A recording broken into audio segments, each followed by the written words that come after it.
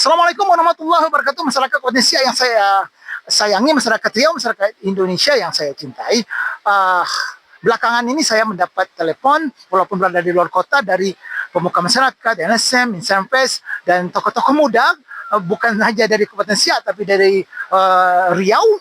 Ada beberapa yang dari luar Riau mempertanyakan tentang hasil akhir pemilihan direksi PT Kawasan Industri Buton yang Pansel baru saja menyelesaikan tugas mereka yang pertama, tergolong berat ini, sebelum bulan puasa, dan mengumumkan dua kandidat, satu direktur utama PT KTB dan satu direktur operasional. Dan menurut banyak kalangan bahwa sebelumnya PT KTB itu hanya satu orang saja direktur, dengan kondisi perkembangan yang masih belum begitu memungkinkan untuk dikelola oleh dua direktur. Tapi hari ini dengan segala macam kekurangannya, ambruknya KITB 10 tahun terakhir, pemerintah Kabupaten Siak memutuskan untuk langsung merekrut dua direksi, direktur utama dan direktur operasional. Yang menjadi pertanyaan banyak pihak sekarang adalah kandidat direktur operasional yang sebelumnya saat Pansel sedang bekerja, banyak masukan-masukan dari masyarakat tentang latar belakang kandidat ini. Sebagian meragukan karena melihat track record yang kandidat ini perbuat di masyarakat, termasuk juga LSM kami menyurati Pansel saat itu untuk Pansel mempertimbangkan beberapa hal agar kandidat ini tidak dimasukkan dalam nominasi. Tetapi banyak pihak mengatakan, memprediksi bahwa kandidat ini dia dulu katanya, saya tidak tahu persis kata mereka, ini adalah tim sukses salah satu calon pilkada di satu daerah, dan saya mendapat telepon dari salah satu rekan saya yang membawa investor dari China. Saat itu direktur KITB masih saudara si Soeharto.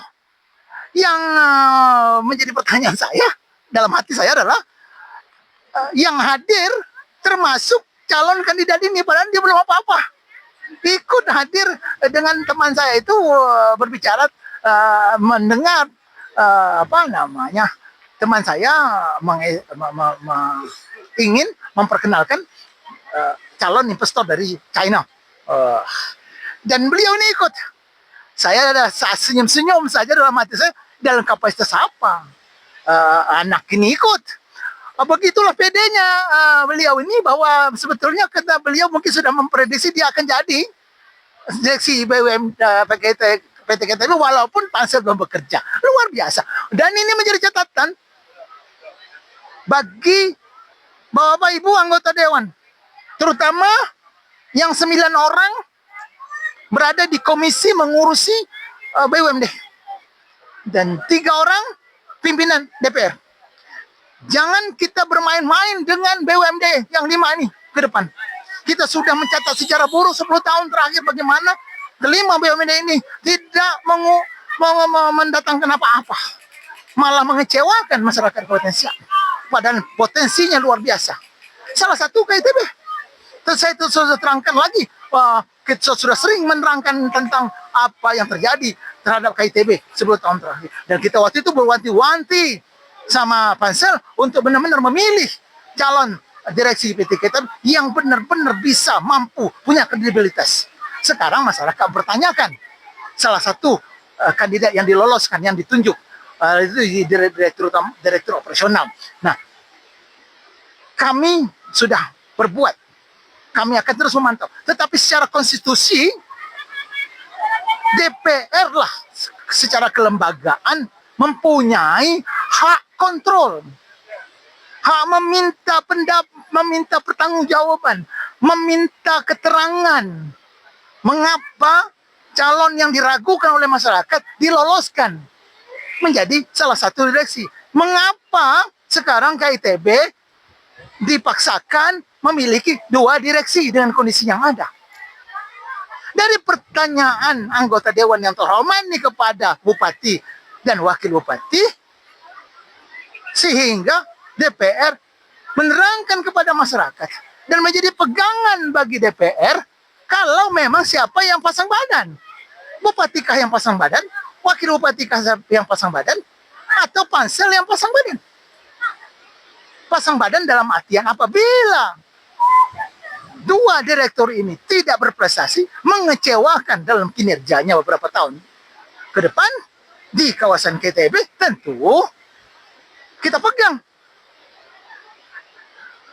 Saya katakan kembali, kami memohon, betul, kami meminta kepada 9 komisi, 9 orang anggota komisi yang membidangi masalah BUMD dan 3 pimpinan untuk segera meminta keterangan, meminta penjelasan kepada pemerintah, bupati dan wakil bupati. Begitu juga kepada pansel. Mengapa kandidat ini diloloskan dan menjadi direktur opsional, dan mengapa ada 2 direktur dengan kondisi KITB yang sedang kurang sehat saat ini. Dari mana datang duit untuk membiayai operasional mereka, menggaji? Akhirnya nanti apa? Mereka mengambil gaji dari memotong sewa lahan dari investor. Akhirnya nggak ada duit yang masuk ke PAD, habis untuk membayar gaji dan operasional mereka. Itu yang terjadi sebelumnya, bahwa sewa 30 tahun beberapa investor yang menyewa di kawasan KTB itu habis dipotong mereka untuk biaya operasional, membayar direksi, membayar komisaris dan operasional. Apalagi sekarang ditambah 2 direksi. Lebih parah lagi nanti yang terjadi ini. Ya, makanya kita wanti-wanti dari sekarang. Kemudian berikutnya setelah Lebaran ini, berpengalaman kita dengan apa yang terjadi di rekrutmen KITB, maka kita harus mewanti-wanti pansel untuk rekrutmen berikutnya, yaitu sangat penting direksi PT BSP. Jangan sampai lagi ada direksi PT BSP yang diloloskan nanti, yang diragukan kredibilitasnya, latar belakangnya oleh masyarakat. Seperti apa yang sekarang terjadi di KITB.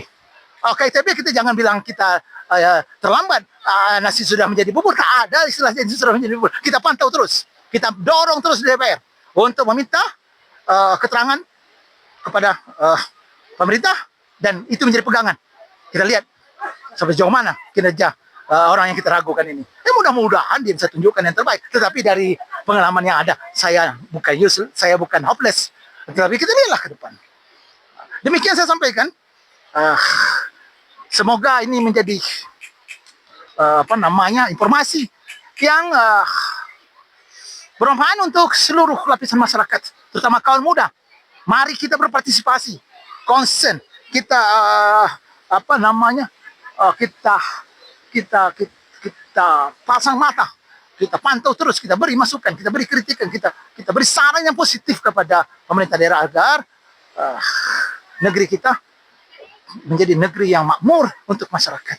Negeri kita tidak menjadi bancakan pejabat atau oknum-oknum tertentu untuk meraih keuntungan pribadi atau kelompok. Demikian saya sampaikan. Assalamualaikum warahmatullahi wabarakatuh.